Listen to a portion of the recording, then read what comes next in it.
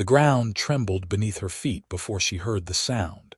And by the time Fiona Ashford realized what was happening, 1,000 pounds of terrified longhorn cattle were bearing down on her with the fury of a Kansas thunderstorm. She had been foolish to wander so far from the trading post that scorching afternoon in June of 1878, but the wildflowers growing near the creek had called to her like a siren's song. At 22 years old, Fiona had traveled from Boston to Kansas with her brother's family just 3 months prior, seeking a fresh start after the death of her parents. The endless prairie still felt foreign and wild, but she had been determined to find some beauty in this harsh landscape. Now, as dust rose in billowing clouds and the thunder of hooves shook the earth, she understood just how dangerous her naivety could be. Her legs locked in terror as she watched the wall of horns and hide surge toward her. The cattle had broken through a fence somewhere, panicked by something she could not see, and now they ran with single-minded desperation across the open grassland.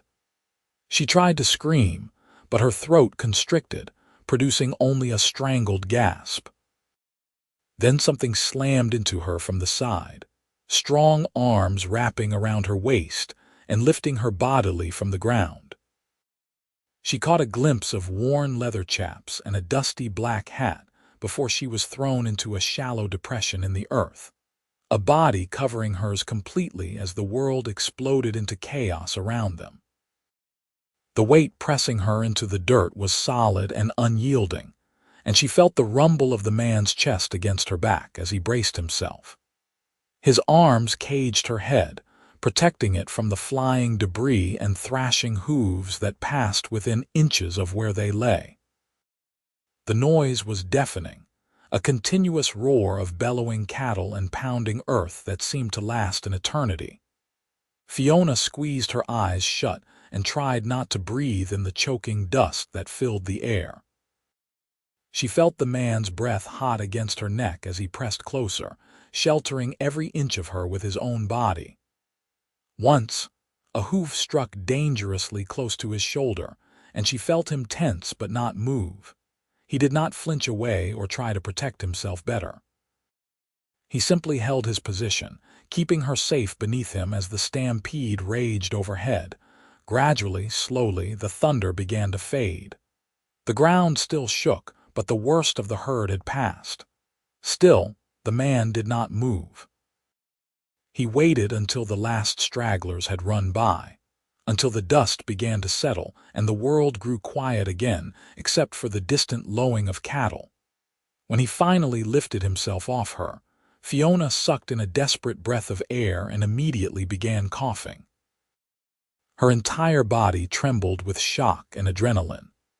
Strong hands grasped her shoulders and turned her over gently, and she found herself looking up into the most striking pair of blue eyes she had ever seen. The man kneeling over her was perhaps 25 years old, with sun-bronzed skin and dark hair that curled slightly at his collar. His face was covered in dust and sweat, and a thin line of blood trickled from a cut above his eyebrow, but his expression was one of pure concern as he studied her face. "Are you hurt?" His voice was deep and rough, edged with the unmistakable accent of a man who had spent his life working cattle. Fiona tried to speak but could only cough again. He helped her sit up slowly, his hand supporting her back with surprising gentleness for someone so clearly built for hard labor. "Easy now," he said. "Take your time. You have had quite a scare." When she could finally breathe properly again, Fiona looked at him with wonder and dawning gratitude. "You saved my life." He shrugged as if throwing himself into the path of a stampede was nothing remarkable. "Could not very well let you get trampled." "What in the devil's name were you doing out here alone?" "I was picking flowers." The words sounded absurd even to her own ears, and she felt heat rise to her cheeks that had nothing to do with the Kansas sun. His lips twitched, but he had the grace not to laugh at her. Instead, he stood and offered her his hand. Bennett Xavier, madam. I ride for the Bar T Ranch. She placed her hand in his and let him pull her to her feet. Her legs wobbled dangerously and his arm shot out to steady her. Fiona Ashford. I am staying with my brother and his wife at their homestead, about 3 miles north of here. Bennett frowned, his blue eyes scanning the horizon. That is a fair distance to walk, especially after what you have just been through. My horse is ground tied about a 1/4 mile back. I can take you home. I could not impose, Fiona began, but he cut her off with a shake of his head. Miss Ashford, with all due respect, you are not imposing. That Stampede scattered cattle all over this county, and it will not be safe to walk alone until we get them rounded up again. Besides, he added, his expression softening, I would rest easier knowing you made it home safely. There was something in his eyes that made her heart flutter strangely in her chest. Fiona nodded, not trusting her voice. They walked together across the prairie, Bennett keeping a careful eye on their surroundings. He moved with the easy confidence of a man completely at home in this wild landscape, and Fiona found herself studying him from the corner of her eye. His shoulders were broad beneath his dusty shirt, and despite the chaos they had just survived, he seemed completely calm. What caused the stampede? She asked, partly out of curiosity and partly to fill the silence. Lightning struck near the herd about half an hour ago. They were already nervous because of the heat, and that was all it took to set them off. He glanced at her. We have been trying to keep them calm for the past week as we move them to summer pasture. Looks like we failed. It was not your fault. Maybe not, but it is my responsibility. I am the trail boss for this drive. There was a weight to his words, a burden of leadership that Fiona recognized. She had seen the same look on her father's face when he worried about providing for their family. They reached his horse, a sturdy bay gelding that stood patiently where Bennett had left him. The animal nickered softly as they approached, and Bennett ran a hand along his neck. Good boy, Ranger. You stayed put like I asked. He turned to Fiona and gestured to the saddle. I will help you up, then mount behind you. It will be a tight fit, but Ranger is strong enough to carry us both. Fiona had ridden before, though never on a Western saddle and certainly never with a strange man pressed against her back. But she could hardly refuse after he had risked his life to save hers. She allowed him to lift her into the saddle, his hands firm and respectful at her waist, and then he swung up behind her with practiced ease. The moment he settled into place, she became acutely aware of his presence. His chest was solid against her back, and his arms came around either side of her to grasp the reins. She could smell leather and sweat and something else, something distinctly masculine that made her pulse quicken. Which direction? He asked, his voice rumbling near her ear. She pointed northwest, and he urged Ranger into an easy walk. The horse moved smoothly beneath them, and despite the awkwardness of the situation, Fiona found herself relaxing slightly. The adrenaline was beginning to fade, leaving behind a bone-deep exhaustion. You are not from Kansas, Bennett observed after a few minutes of silence. Is it that obvious?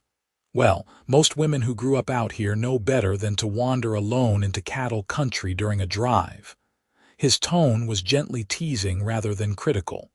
Where are you from? Boston. My parents died this past winter, within 2 weeks of each other. Influenza. My brother Thomas moved here last year with his wife Margaret to claim a homestead. They invited me to join them to start fresh. I am sorry about your parents. The simple sincerity in his voice made her throat tighten. Thank you. It has been difficult, but Thomas and Margaret have been very kind. They are expecting their first child in the fall. You must be excited to become an aunt. I am, Fiona said, surprised to find herself smiling. Though I confess I know very little about babies, Margaret has been teaching me to cook and keep house properly. In Boston, we had servants who did most of that work. She felt Bennett shift slightly behind her. Must be quite a change for you then. Life out here is not easy. No, she agreed. But it is honest. Back in Boston, everything felt so constrained, so proper. There were endless rules about what a lady could and could not do. Out here, people seem to care more about what you can accomplish than what your family name is. That is true enough. Though I would argue there are plenty of rules out here too, they are just different ones. His voice held a hint of amusement, like not wandering into the path of a cattle drive. Fiona felt her cheeks flush again. I truly did not know. Thomas warned me to stay close to the homestead, but I did not understand why. I thought he was being overprotective. He was right to worry. Kansas is beautiful, but it is also dangerous if you do not know what you are doing. Beyond stampedes, there are rattlesnakes, sudden storms, rivers that can flash flood without warning, and people, too, who might not have good intentions. Something in his tone made her turn her head slightly to look at him. His jaw was set, his eyes scanning the horizon with the watchfulness of a man who had seen trouble before. "You sound like you speak from experience," she said quietly. "I have been working cattle since I was 14 years old. I have seen what can happen when people are not careful." He paused, then added, "I lost a friend to a stampede 3 years ago. He was young, only 19, and thought he could outride them. He was wrong. I am so sorry. It taught me to respect the cattle and the land. They are powerful forces, and human beings are fragile in comparison." His arms tightened slightly around her, and she realized he was thinking about what could have happened to her. "You were lucky today, Miss Ashford. I know, and I have you to thank for that luck." They rode in silence for a while, the prairie stretching endlessly around them. The sun was beginning its descent toward the western horizon, painting the sky in shades of gold and amber.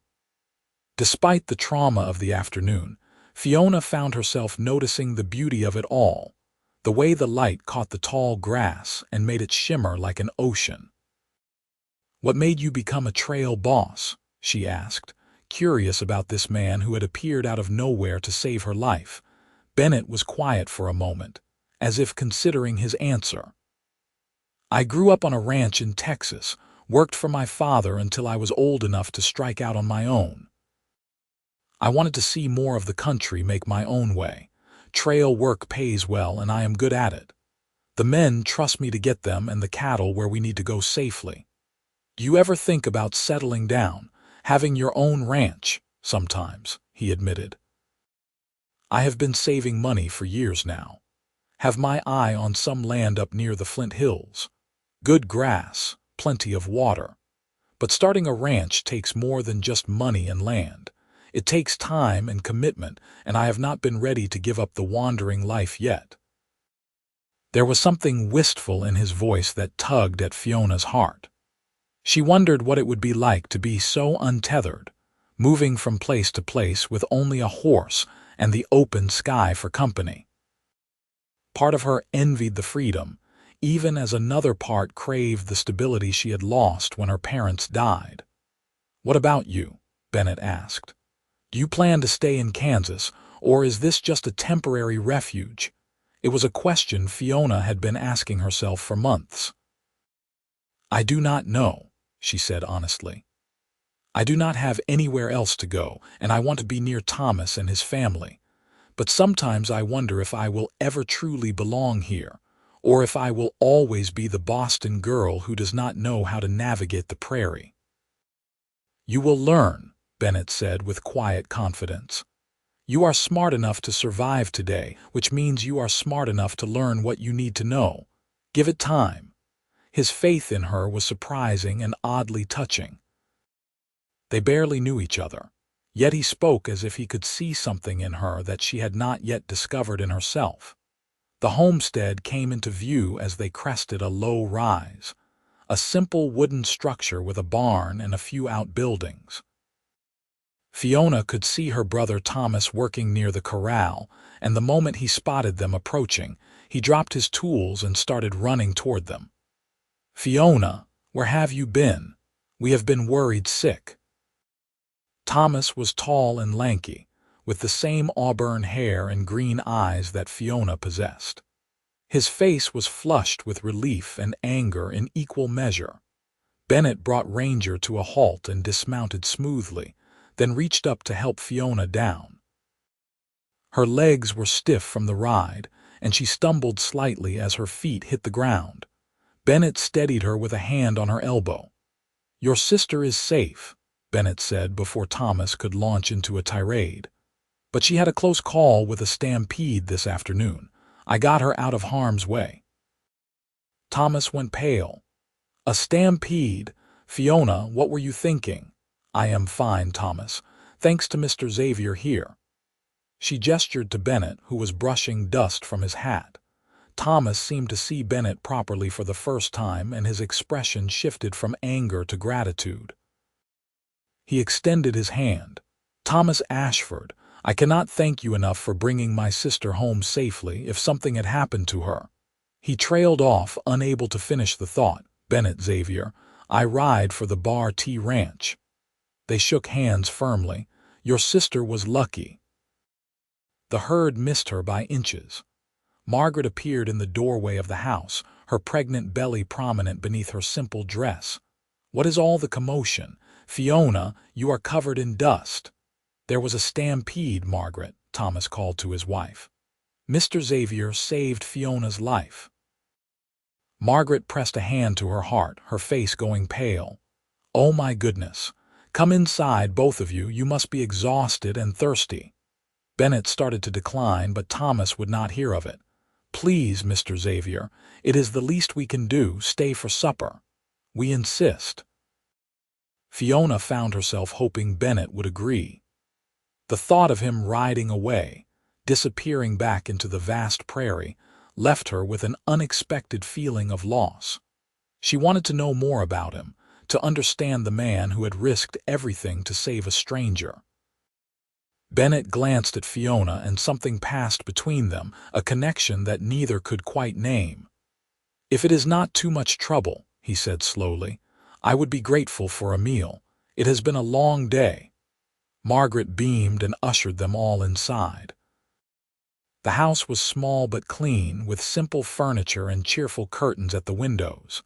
It smelled of bread, baking, and coffee, homely scents that reminded Fiona of easier times. "Fiona, go wash up," Margaret instructed gently. "Mr. Xavier, please have a seat. I will pour you some water." Fiona retreated to the small washroom and stared at her reflection in the mirror. Her hair had come loose from its pins and hung in tangled waves around her face. Dirt smudged her cheeks and forehead, and her dress was torn at the shoulder. But her eyes were bright, almost feverish, and her cheeks were flushed with more than just exertion. She washed quickly and changed into a clean dress, a simple blue calico that Margaret had helped her make. When she returned to the main room, she found Bennett sitting at the table in conversation with Thomas. He had washed his face and hands as well, though his clothes were still dusty. The cut above his eyebrow had stopped bleeding, but it would likely leave a scar. He looked up when she entered, and his eyes warmed with appreciation. "You clean up well, Miss Ashford." "As do you, Mr. Xavier." She sat down across from him, acutely aware of Margaret's curious glances between them. Supper was simple but hearty: beans and cornbread with bacon and fresh butter. Bennett ate with the appetite of a man who spent his days doing physical labor, but his manners were impeccable. He answered Thomas's questions about the cattle drive and life on the range, his voice deep and measured. "How long will you be in the area?" Thomas asked. "We are camped about 5 miles south of here for the night. Tomorrow we will push the herd another 10 miles north toward the railhead at Abilene. Should reach it in about a week if all goes well." "And then what?" Fiona asked before she could stop herself. Bennett met her eyes across the table. Then we sell the cattle. I pay the men and we head back to Texas to do it all over again. It is the life I have chosen. There was something in his expression that suggested maybe he was questioning that choice, but Fiona could not be sure. Margaret served coffee and slices of dried apple pie, and the conversation drifted to lighter topics. Bennett told them stories about life on the trail, some funny and some harrowing, and Fiona found herself captivated by the way he spoke, his hands gesturing to emphasize a point, his eyes crinkling at the corners when he laughed. When the evening shadows grew long, Bennett finally rose to leave.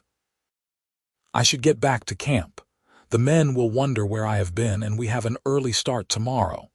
Thank you again, Thomas said, shaking his hand once more. You are welcome here any time, Mr. Xavier. Bennett, please, and the pleasure was mine.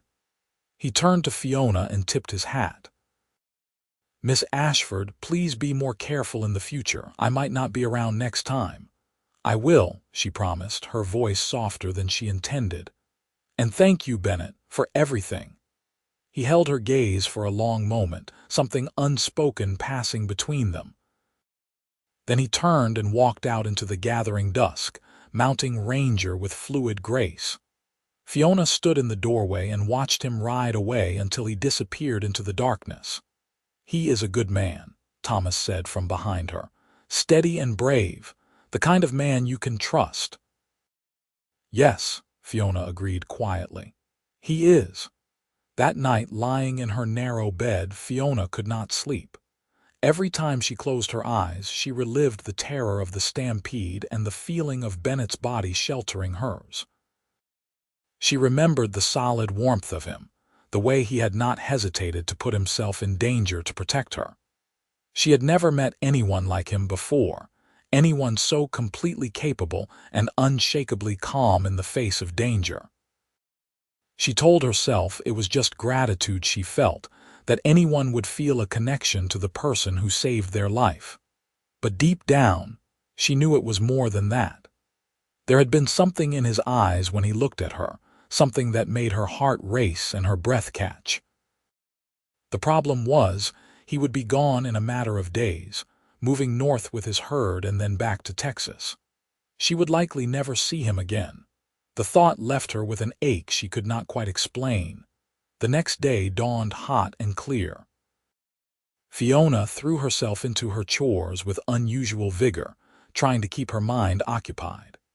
She helped Margaret with the laundry, tended the small vegetable garden, and practiced her bread-making under her sister-in-law's patient guidance. But no matter how busy she kept herself, her thoughts kept drifting back to Bennett Xavier. It was late afternoon when she heard the sound of hoofbeats approaching the house.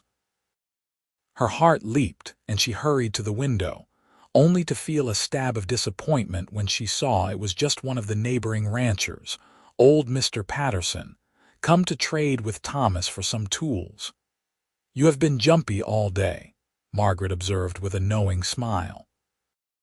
Are you expecting someone? No, Fiona said quickly, too quickly. Margaret's smile widened.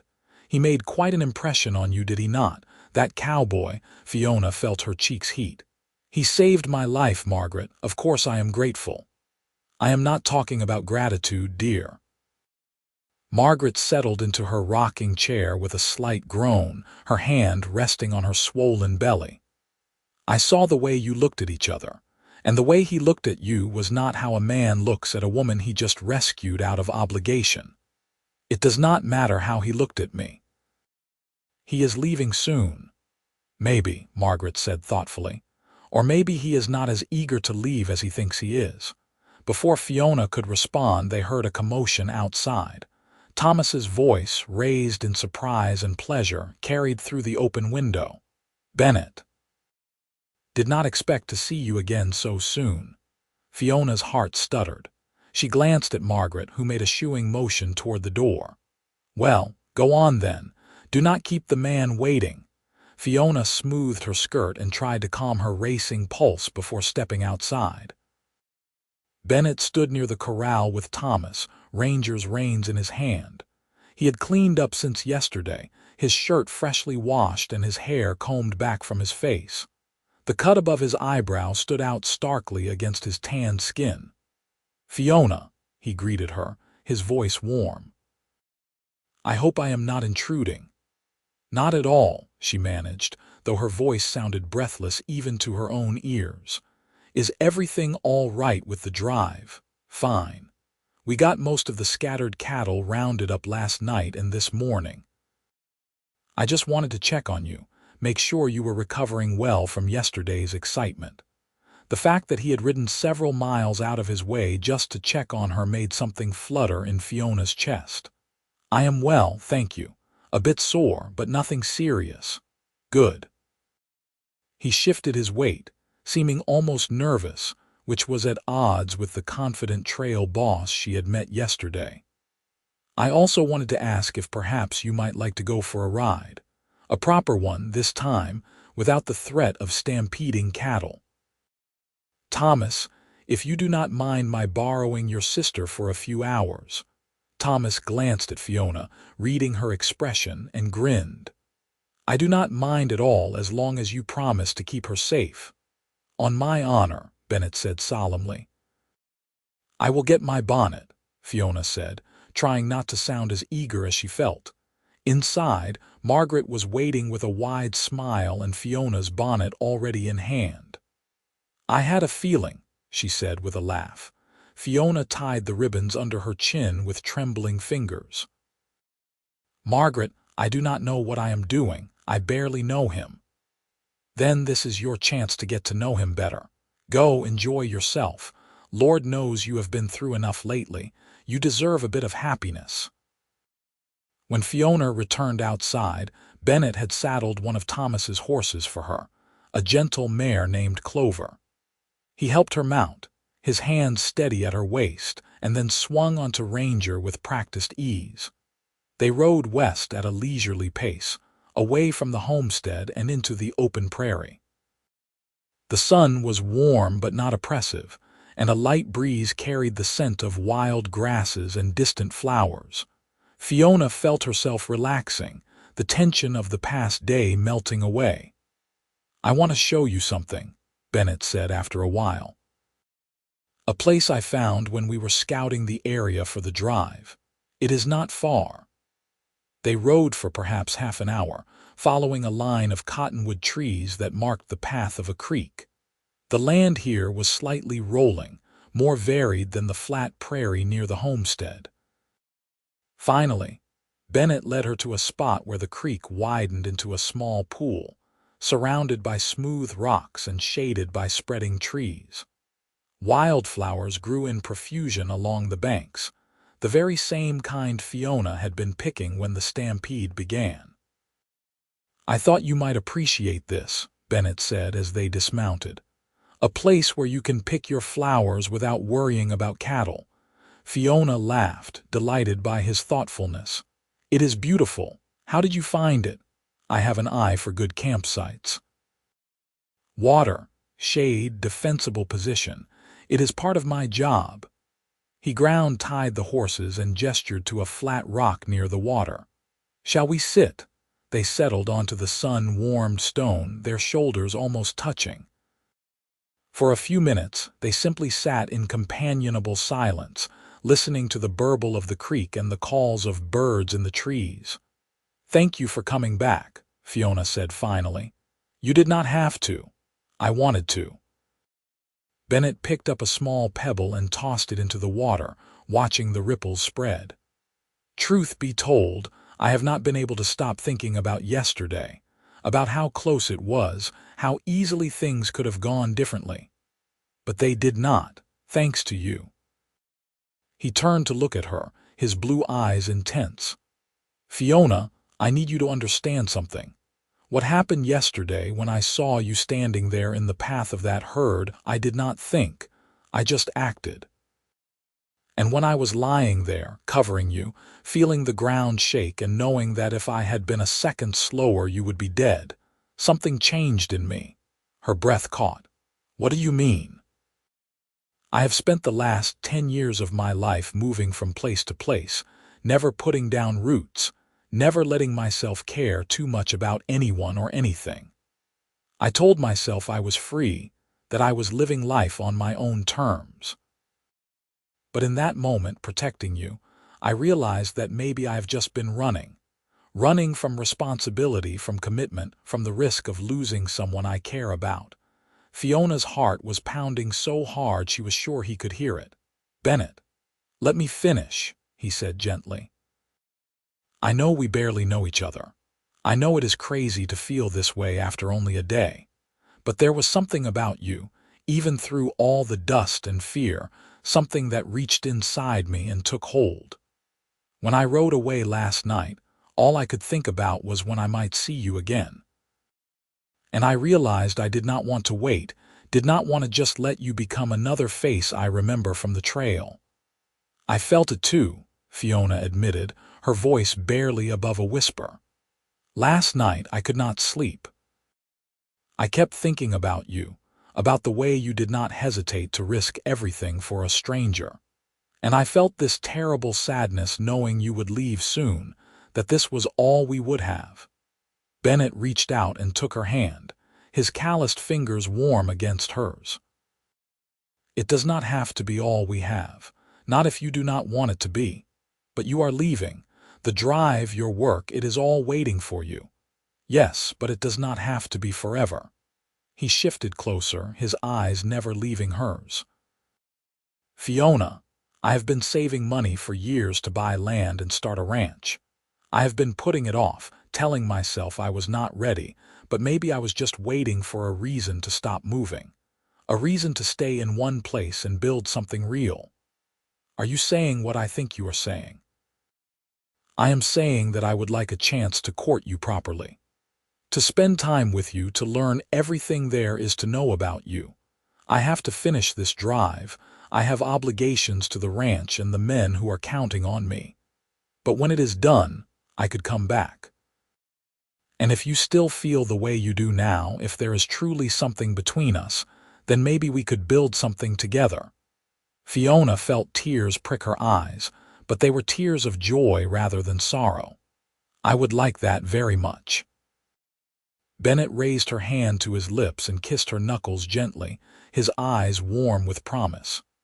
"Then it is settled. I will finish the drive, get the cattle to market, and return as quickly as I can. It might be 2 months, maybe 3, but I will come back. You have my word." "I will wait for you," Fiona promised.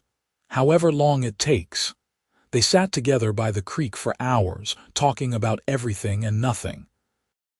Bennett told her about growing up in Texas, about his mother who had died when he was young, and his father who had taught him everything he knew about cattle and horses. Fiona shared stories about her childhood in Boston, her love of reading and music, the dreams she had once held for her life before illness had stolen her parents and changed everything. As the sun began to set, painting the sky in brilliant shades of orange and pink, Bennett helped Fiona to her feet. "I should get you home before your brother starts to worry." They rode back slowly, neither wanting the afternoon to end. When they reached the homestead, Thomas and Margaret were sitting on the porch, and both smiled knowingly when they saw the expressions on the young couple's faces. Bennett dismounted and helped Fiona down, his hands lingering at her waist. "I will write to you," he said softly, for her ears alone. "Every chance I get. And I will write back," she promised. He leaned in, and for a moment she thought he might kiss her. Instead, he pressed his lips to her forehead, a gesture both tender and respectful. "Take care of yourself, Fiona Ashford. No more wandering into stampedes." "Only if you promise to come back to me, Bennett Xavier." "That is the easiest promise I have ever made." He tipped his hat to Thomas and Margaret, mounted Ranger, and rode off into the growing darkness. This time, when Fiona watched him disappear, she did not feel the same sense of loss. Instead, she felt hope, bright and warm in her chest, the certainty that this was not an ending but a beginning. The next morning, Fiona was awakened by the sound of lowing cattle in the distance. She rushed to the window and saw the great herd moving across the prairie, hundreds of longhorns with their distinctive horns and rangy builds. Dust rose in a cloud around them, and she could see the cowboys riding alongside, keeping them in formation. She scanned the riders, looking for Bennett, and finally spotted him near the head of the herd. As if sensing her gaze, he turned in his saddle and looked toward the homestead. Even at this distance, she felt the connection between them. He raised his hand in farewell, and she waved back, her heart full. Then the herd moved on, and he was gone. The days that followed were strange and difficult. Fiona threw herself into work, helping Margaret prepare for the baby's arrival, learning to cook and sew and manage a household in this harsh new land. But every spare moment, her thoughts drifted to Bennett. She wondered where he was, what he was doing, if he was thinking of her too. 2 weeks after he left, a letter arrived. Thomas brought it back from town with a knowing grin, and Fiona nearly snatched it from his hands in her eagerness. She retreated to her room to read it in private. The letter was written in a strong, clear hand, the words simple but heartfelt. Bennett wrote about the progress of the drive, the challenges they had faced with river crossings and storms. He wrote about missing her, about how thoughts of her kept him company during the long watches at night. He wrote about his plans for the future, the ranch he dreamed of building, and how he hoped she might be part of that dream. Fiona read the letter 3 times, then pressed it to her chest and closed her eyes. She penned a reply that same evening, telling him about her days, about her growing confidence in her new life, about how she counted the hours until his return. Thus began a correspondence that sustained them both through the long separation. Letters arrived every week or two, sometimes carried by drifters passing through, sometimes by official mail coaches. Fiona learned to recognize Bennett's handwriting on the envelopes, and her heart leaped every time a new letter arrived. Through his words, she came to know him better. He was thoughtful and introspective, with a dry sense of humor that made her laugh out loud. He noticed small details about the world around him, the way the light fell on the prairie at dawn, the particular call of a meadowlark, the smell of rain on the horizon. He was also deeply honorable, taking his responsibilities seriously and treating the men who worked under him with respect and fairness. Fiona shared her own growth with him, how she was learning to navigate this new life, how her bond with Margaret was deepening as they prepared for the baby together. She wrote about her fears and doubts, but also about her hopes for the future. She felt safe revealing herself to Bennett in a way she had never felt with anyone before. Summer deepened into early August. Margaret's pregnancy was advancing, and she grew uncomfortable in the heat. Fiona did what she could to help, taking over more of the household tasks so Margaret could rest. Thomas was attentive and worried, fussing over his wife in a way that made Fiona smile even as she felt a pang of longing. She wanted what they had, a partnership built on love and trust and shared purpose. She wanted it with Bennett. It was a Tuesday afternoon when the rider appeared on the horizon. Fiona was hanging laundry in the yard, and she shaded her eyes against the sun to watch the figure approach. Her heart began to race even before she could make out any details. She knew, somehow, that it was him. Bennett rode into the yard and dismounted in one fluid motion. He looked leaner than she remembered, his skin even more bronzed from weeks under the sun, but his eyes were the same, brilliant blue and focused entirely on her. "You came back," she breathed. "I told you I would." He crossed the distance between them in 3 long strides and caught her hands in his. "The drive is done, the cattle sold. I am a free man, at least for now." For now, she felt a flicker of concern. "I have some decisions to make," he said, "but I wanted to make them with you." Fiona, these past 2 months have been the longest of my life. Every day on the trail, I thought about you. Every night, I fell asleep imagining what it would be like to see you again, to hold you, to hear your voice. And now that I am here, I realize that what I feel for you goes far beyond what I thought possible. I love you, Fiona Ashford. I am in love with you. Tears spilled down her cheeks. I love you too. I have tried to tell myself it is too soon, that we barely know each other, but it does not feel that way. It feels like I have known you forever, like you are part of me. Bennett cupped her face in his hands, his thumbs brushing away her tears. Then marry me. Be my wife. Build a life with me. I know it is fast, and I know it is a risk, but I have never been more certain of anything in my life. Yes, she whispered. Yes, 1,000 times yes. He kissed her then, finally, his lips warm and gentle against hers. The world seemed to fall away, leaving only the two of them. Two souls who had found each other against all odds. When they finally pulled apart, both were smiling. Thomas and Margaret emerged from the house, drawn by the sound of voices. When they saw Bennett and Fiona standing together, hands clasped and faces radiant, they understood immediately. "Well, it is about time," Thomas said with a laugh. "I was beginning to think you would never get back here, Bennett. I came as fast as I could." Bennett shook Thomas's hand firmly. "I would like to ask your permission to marry your sister. I know I do not have much to offer right now beyond a horse and some savings, but I swear to you I will spend the rest of my life making sure she is happy and cared for." Thomas looked at Fiona, who nodded eagerly. "You have my blessing," he said. "I can see that you love each other, and that is more important than money or property, but I hope you are planning to stay in the area.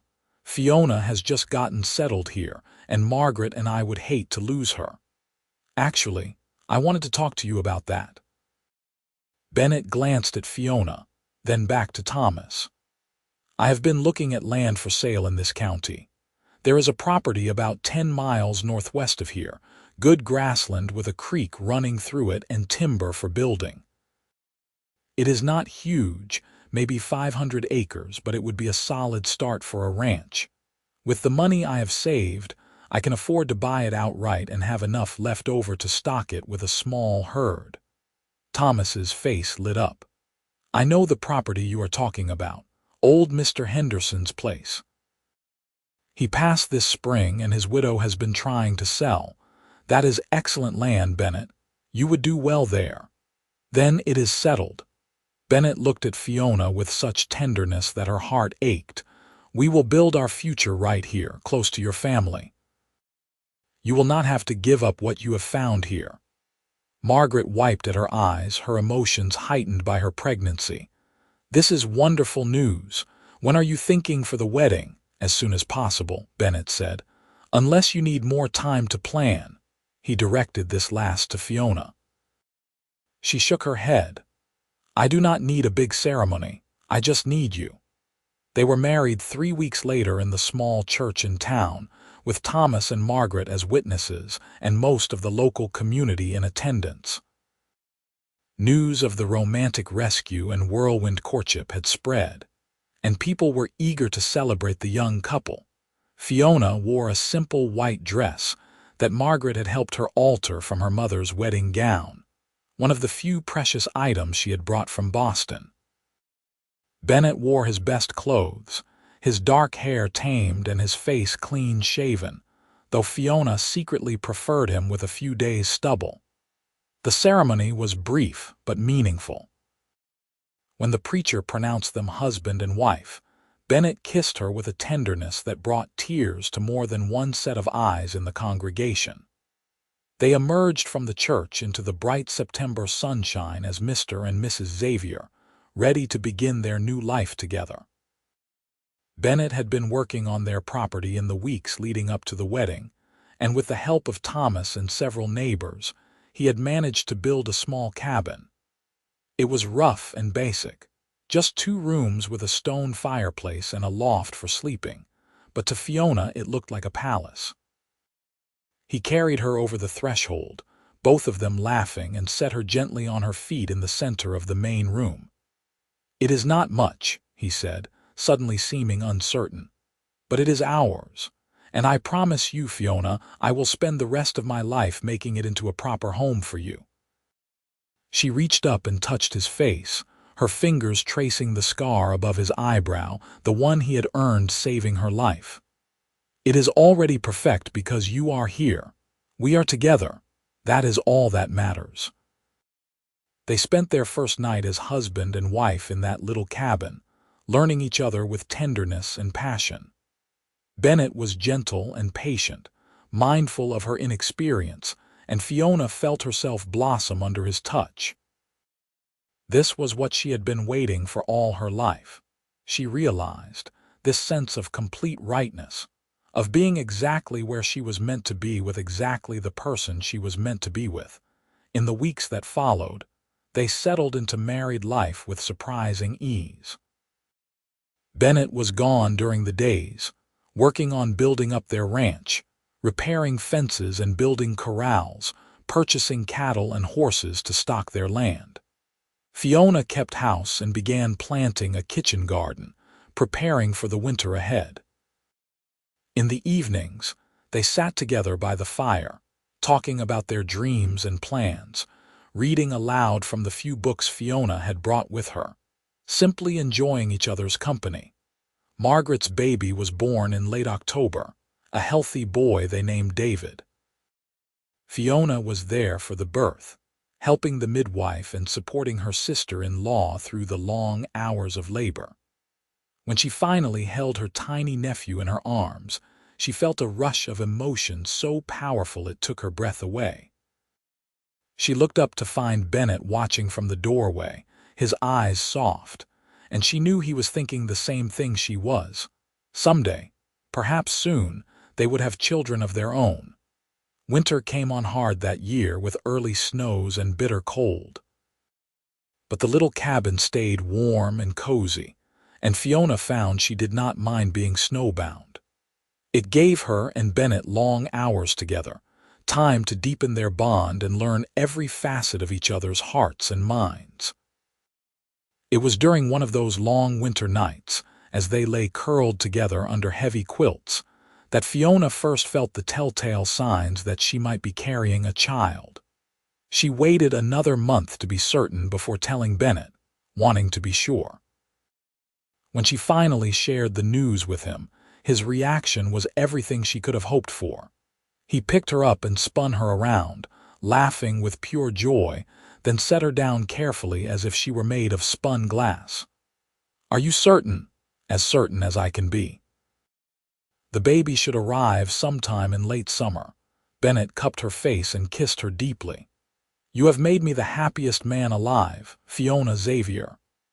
"We have made each other happy," she corrected gently. The pregnancy progressed smoothly despite the harsh winter. Margaret, now an experienced mother, gave Fiona advice and support. Thomas and Bennett worked together on expanding the cabin, adding 2 more rooms to accommodate their growing family. By the time spring arrived, the snow melting to reveal tender green shoots pushing through the earth, their ranch was thriving. They had a small but healthy herd of cattle, a handful of good horses, and enough land to support growth.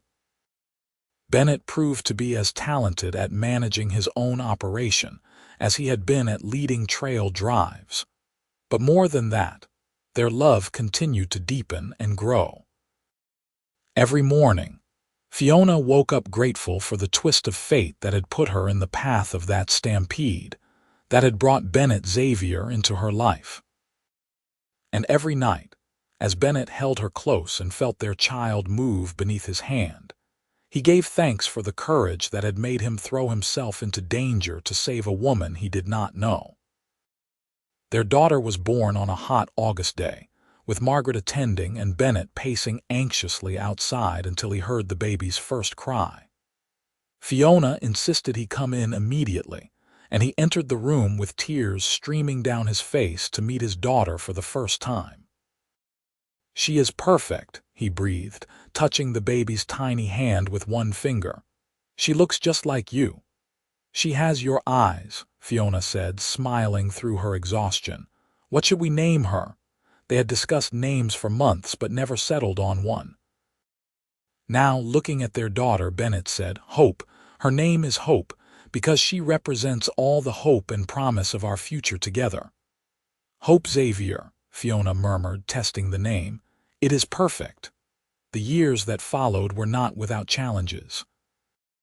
There were droughts that stressed their resources and harsh winters that tested their endurance. There were times when money was tight and the future uncertain. But through it all, Bennett and Fiona faced everything together, their love providing a foundation strong enough to weather any storm. They had 2 more children, a son they named Thomas after Fiona's brother, and another daughter they called Rose.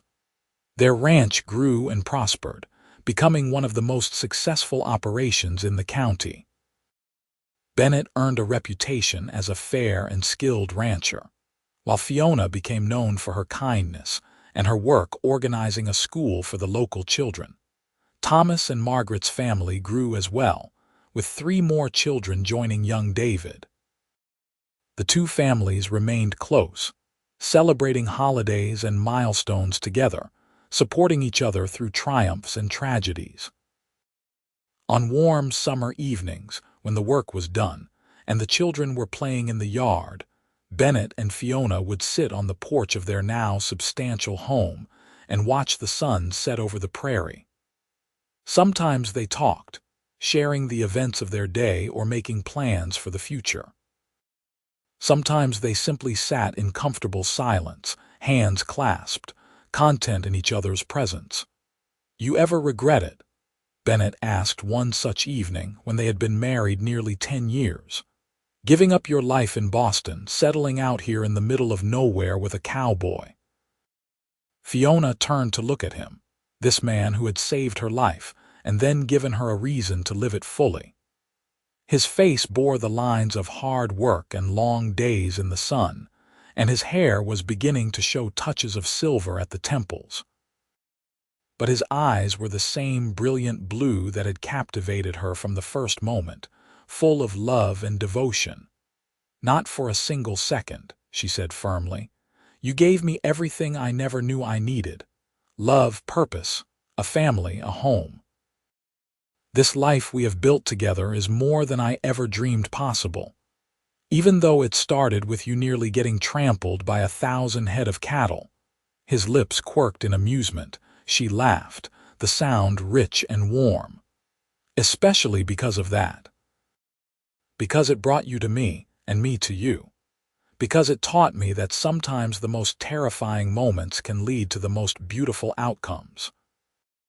Bennett leaned over and kissed her, slow and deep, with the easy familiarity of a decade of marriage and the passion of 2 people still deeply in love. When they pulled apart, he rested his forehead against hers. "I love you, Fiona Xavier.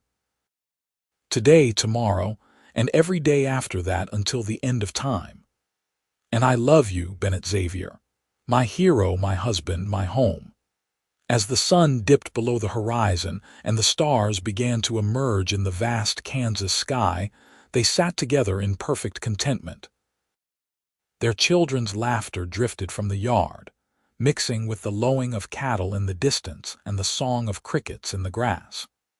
It was the music of their life, the symphony of a love that had been forged in chaos and refined through years of shared joy and struggle. 20 years after that fateful day when Bennett had thrown himself into the path of a stampede to save a terrified young woman from Boston, Fiona stood in almost the same spot where it had happened. The land looked different now, more settled, with fences and roads where there had once been only open prairie. But the wildflowers still grew along the creek, and the sky was still endless and blue. Bennett came up behind her and wrapped his arms around her waist, pulling her back against his chest. They were both older now, their children grown and starting families of their own. Hope had married a local rancher's son and lived just 5 miles away. Thomas had gone east to study law but wrote faithfully every week promising to return home soon. Rose, their baby, was engaged to a young man from town with plans for a spring wedding. "What are you thinking about?" Bennett asked, his breath warm against her ear. "About how much has changed. About how much has stayed the same." She turned in his arms to face him. "About how grateful I am for every single day we have had together." "We have been blessed," Bennett agreed. "More than most people ever are. You remember what you said to me that first day after you saved my life? You told me I would learn, that I was smart enough to figure out how to belong here." "I remember. And I was right, was I not? You did more than just learn to belong. You made this place your home, made it better by being part of it." Fiona smiled and touched his face, her fingers tracing familiar paths. "We did it together.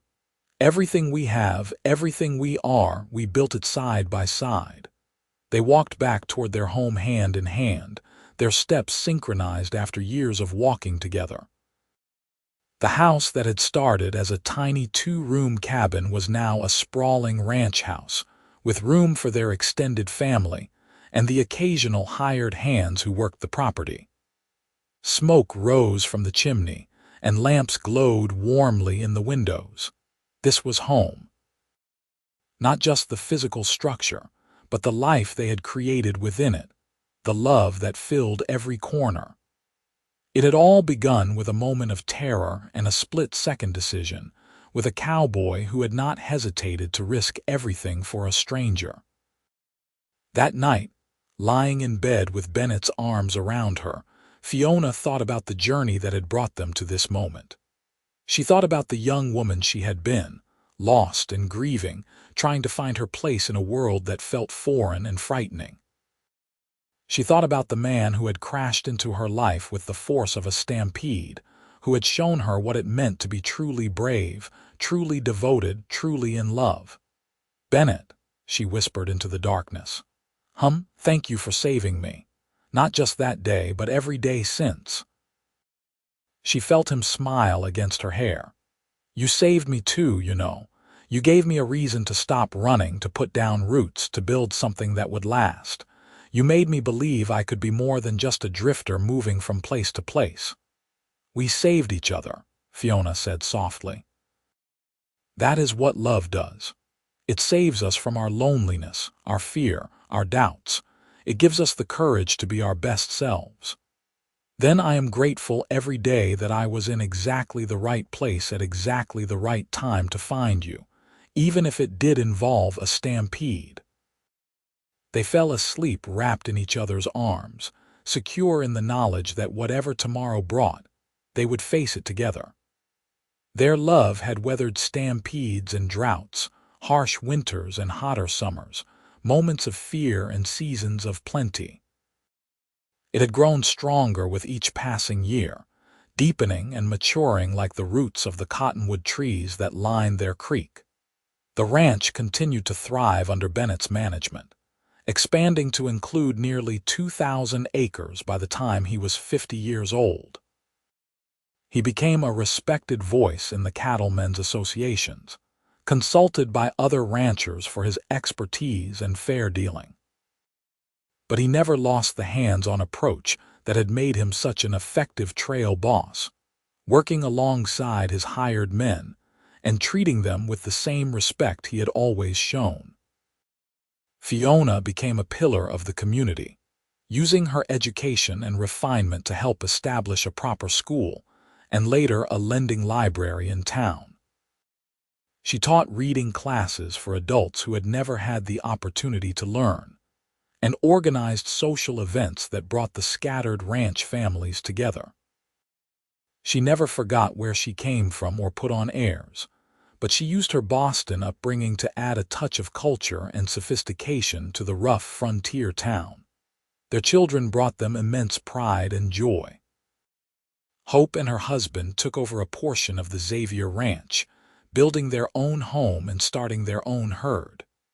They gave Bennett and Fiona 4 grandchildren, rowdy and wild and deeply loved. Thomas did return from the East, setting up a law practice in town and marrying a schoolteacher he had known since childhood. They had 3 children who inherited their father's sharp mind and their mother's gentle spirit. Rose married her sweetheart in a beautiful ceremony at the ranch, and they moved to Colorado, where her husband had secured a position with the railroad. They visited often, their 2 children adding to the chaos and joy of family gatherings. Bennett and Fiona watched their family grow with satisfaction and love.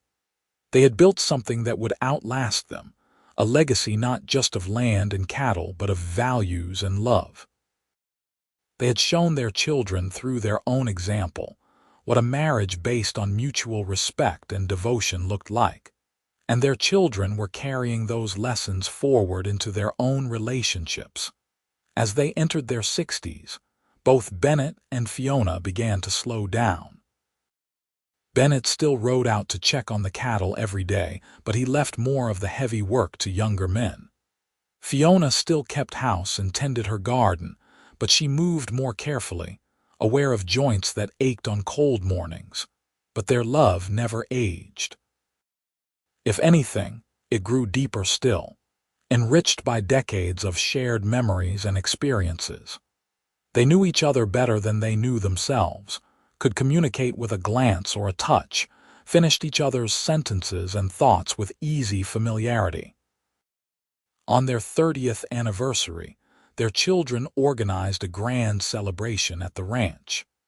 People came from all over the county to honor the couple who had become something of a legend in the area. The story of how they met, of Bennett throwing himself into danger to save Fiona from a stampede, had been told and retold until it had taken on an almost mythical quality. During the party, Hope asked them to share the story one more time. Bennett and Fiona exchanged glances, and Fiona nodded for him to tell it. It was June of 1878, Bennett began, his voice still strong despite his years. I was leading a cattle drive north to Abilene, and we had just had a stampede caused by lightning. I was out checking for strays when I saw this young woman standing in the middle of the prairie, right in the path of about 1,000 head of terrified cattle. I was picking flowers, Fiona interjected with a laugh. I had no idea what was about to happen. She looked like a deer frozen in fear, Bennett continued, his eyes warm as he looked at his wife. And I knew I had about 3 seconds to do something or she would be trampled. So I rode straight at her, grabbed her, and threw us both into a depression in the ground. Then I covered her body with mine and prayed the cattle would not step on us.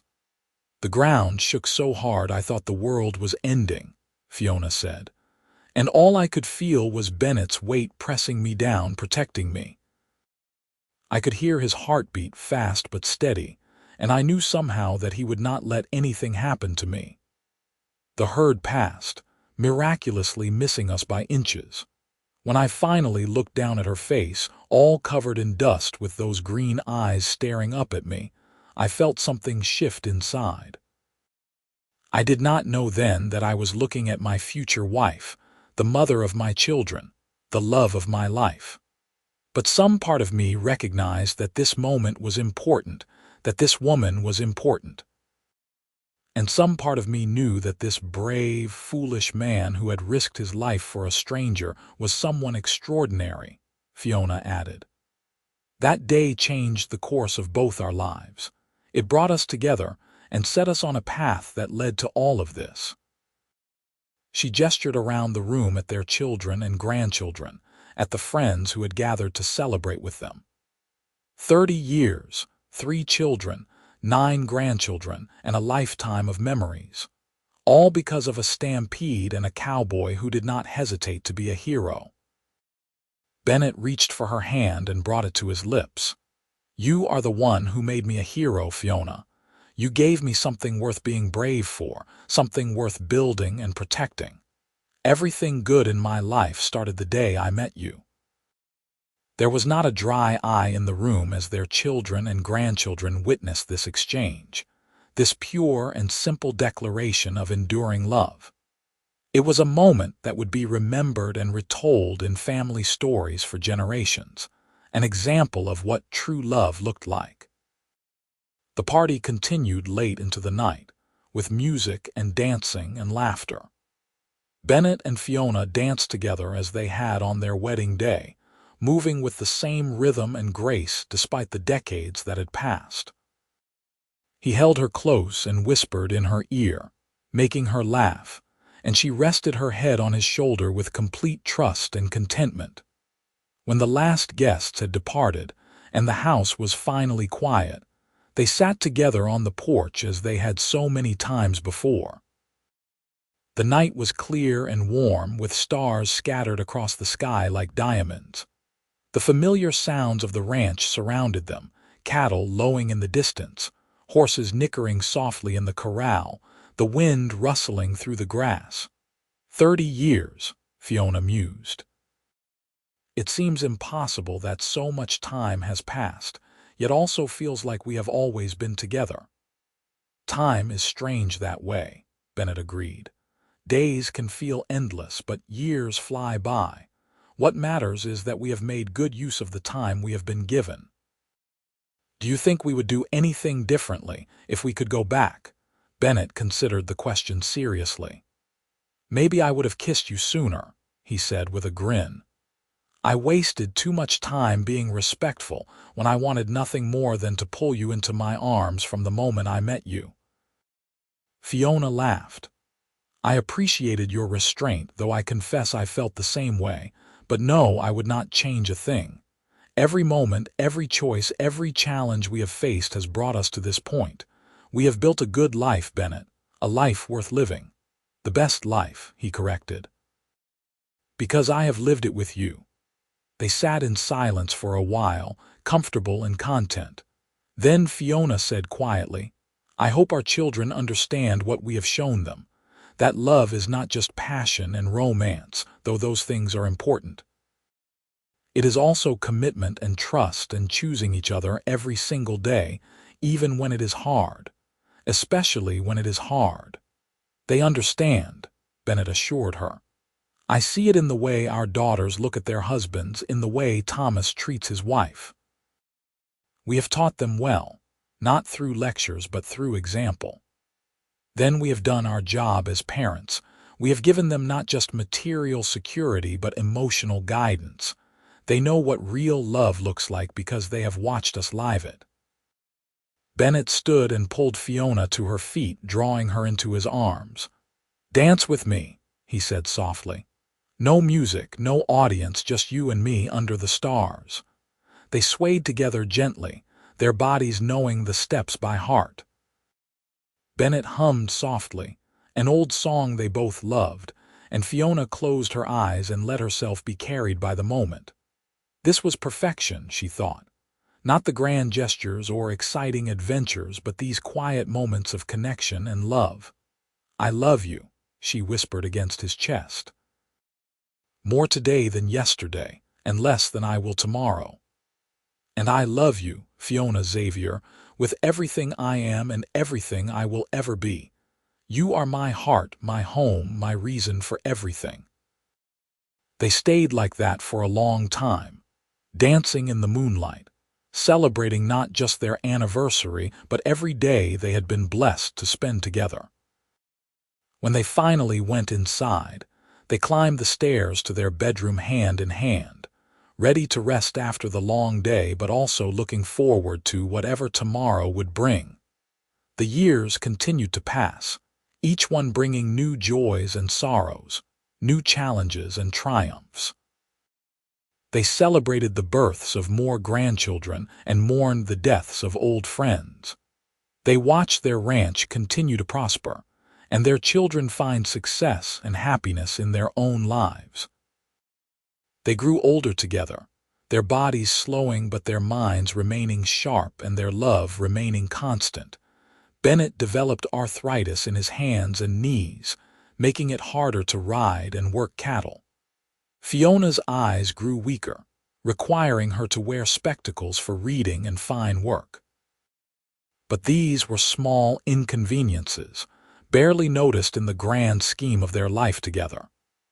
They adapted and adjusted, Bennett focusing more on the business side of ranching while Fiona spent more time on her community work and teaching. When Bennett turned 70, he officially turned over management of the ranch to their son-in-law, Hope's husband, though he remained actively involved in major decisions. It was hard for him to step back from work that had defined so much of his life, but Fiona helped him see it as an opportunity rather than a loss. "We have worked so hard for so long," she told him gently. "We have earned the right to enjoy the fruits of our labor. Let us travel a bit, see some of the places we have always talked about visiting. Let us spend our days exactly as we please, without obligations or schedules." So they did. They traveled to San Francisco and marveled at the bustling port city. They went to Denver and stayed in a fancy hotel, feeling like wealthy tourists. They even made the journey back to Boston, where Fiona showed Bennett where she had grown up and introduced him to the few distant relatives who still lived there. But they always returned to Kansas, to the ranch and the family and the life they had built. This was home, and no other place could ever match it in their hearts. Their final years together were gentle and peaceful. They spent their days in each other's company, talking and reading and simply existing in the comfortable silence of a couple who had nothing left to prove. They were surrounded by family, their children and grandchildren visiting frequently, filling the house with noise and laughter and life. Fiona passed first in her sleep, at the age of 78. She went peacefully, with Bennett holding her hand, just as she had wished. Her last words were to tell him she loved him and to thank him for giving her such a beautiful life. Bennett was devastated by her loss, but he did not fall apart. He knew she would not want that. Instead, he gathered their family around him and told them stories about their mother and grandmother, keeping her memory alive through his words. He made sure they understood what an extraordinary woman she had been, how much she had meant to him and to all of them. He lived 2 more years after Fiona's death, years filled with bittersweet memories and the comfort of family. He spent his time teaching his grandchildren about ranching and life, passing on the wisdom he had accumulated over more than 7 decades. He never remarried or even considered it. Fiona had been the love of his life, his one and only, and no one could ever take her place. When Bennett finally passed, just 3 weeks shy of his 81st birthday, his children found him sitting in his favorite chair on the porch, looking out over the land he had worked and loved for so long. There was a peaceful expression on his face, and in his lap was an old, worn letter, the first one Fiona had ever written to him during that long-ago cattle drive. They buried him next to Fiona in the family cemetery on a gentle rise overlooking the ranch. The entire county turned out for the funeral, paying respects to a man who had been a pillar of the community, a fair employer, a loving husband and father, and a true gentleman of the Old West.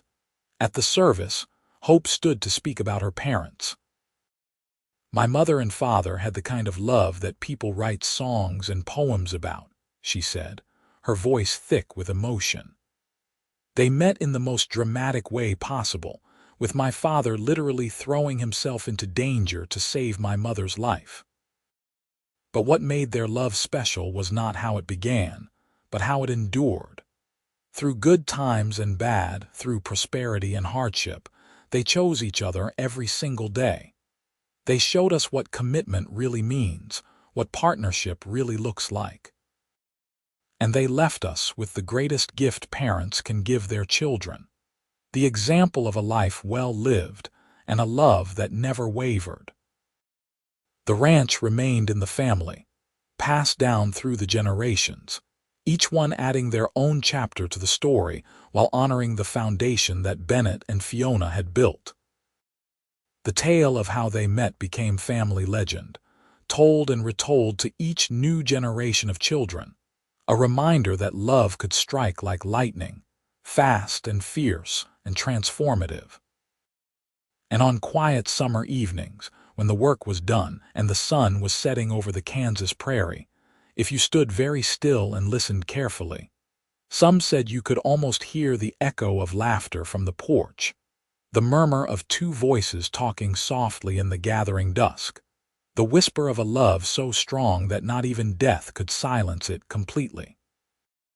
The story of Bennett Xavier and Fiona Ashford became more than just a family tale.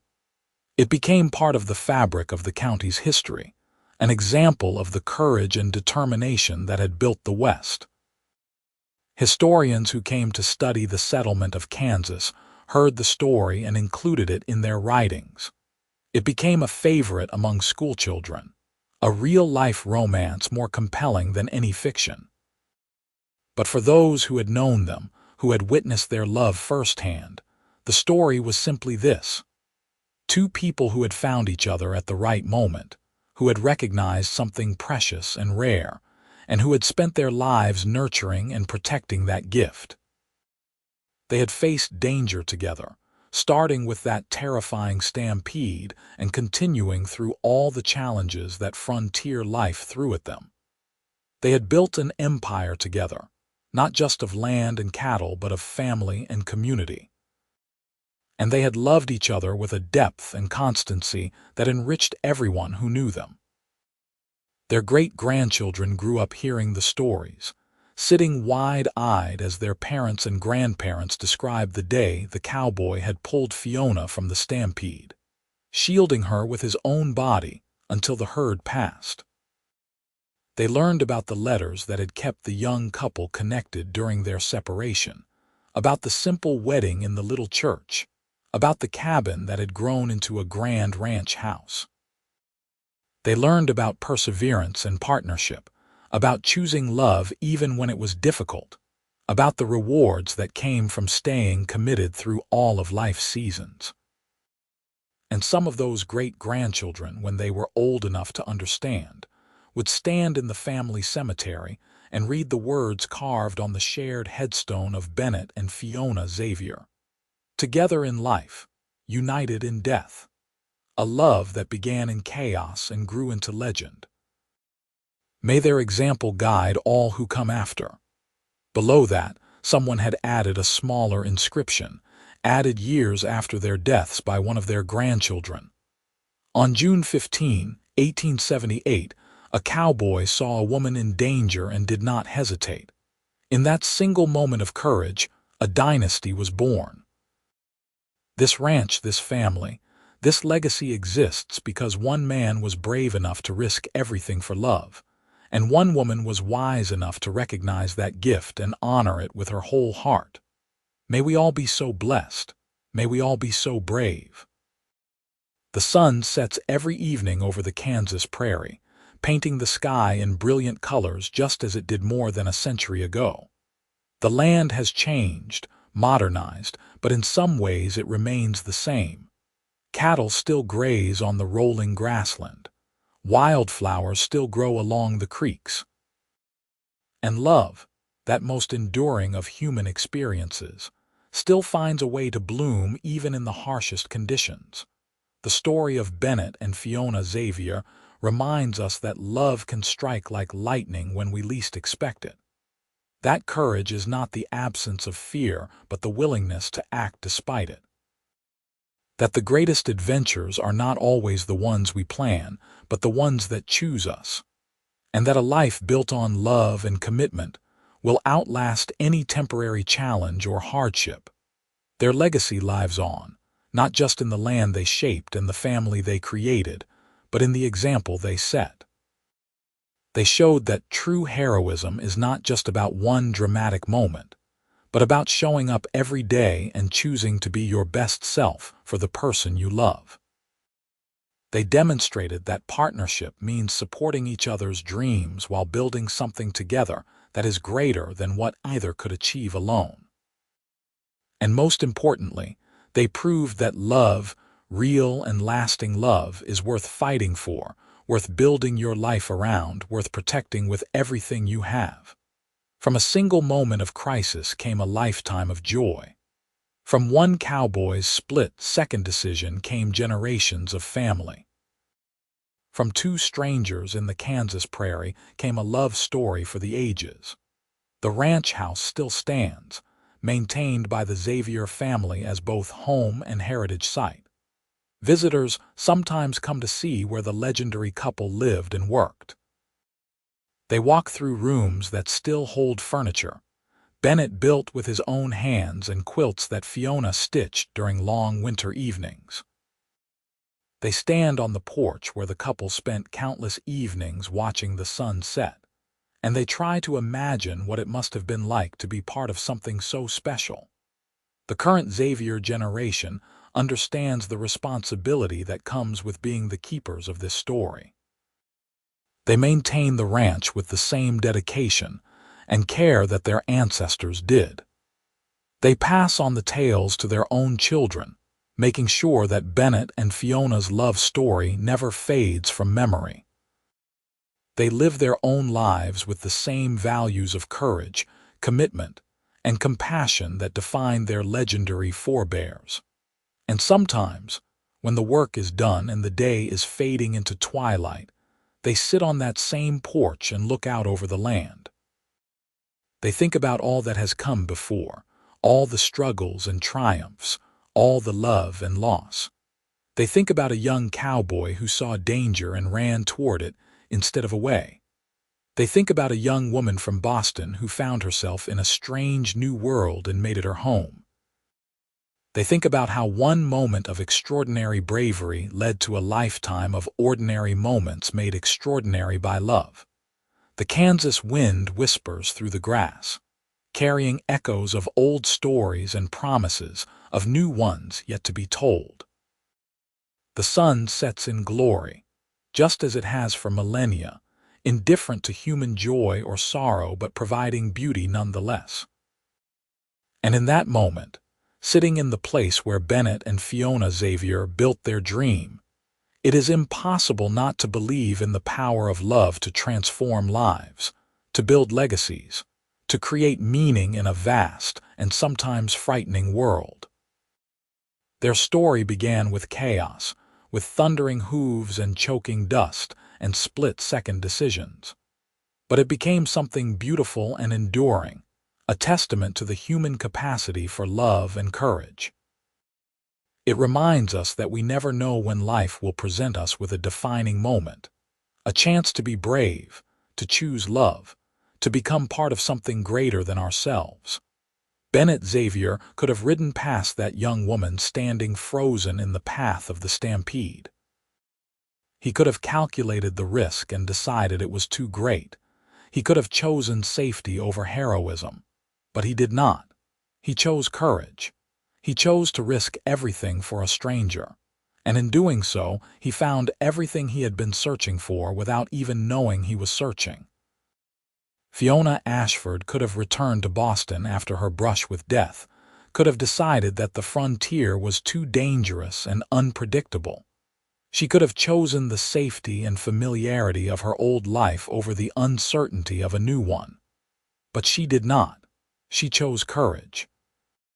She chose to trust her heart and take a chance on a cowboy who had saved her life.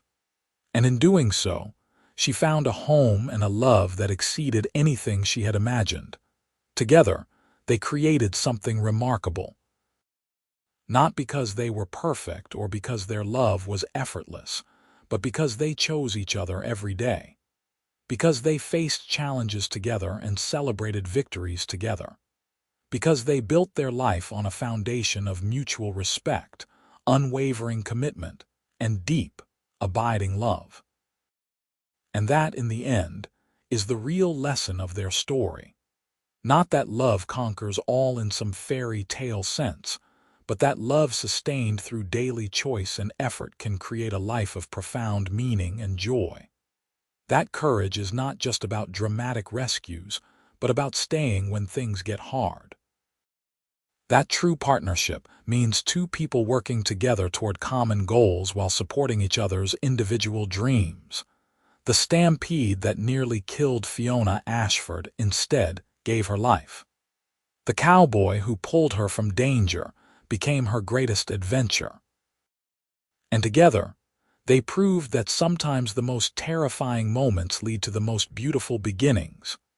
Their love story lives on, passed down through the generations, a bright thread of hope and romance woven into the rough fabric of frontier history. It stands as proof that love can flourish anywhere, that courage comes in many forms, and that the choices we make in moments of crisis can echo through the decades, shaping lives we will never meet and touching hearts we will never know. Bennett and Fiona Xavier built more than a ranch. They built a legacy of love that endures long after the last echo of that stampede faded into silence. And that legacy continues to inspire, to encourage, to remind us all that love is worth the risk, that courage is worth the cost, and that a life lived with passion and commitment is a life well lived indeed.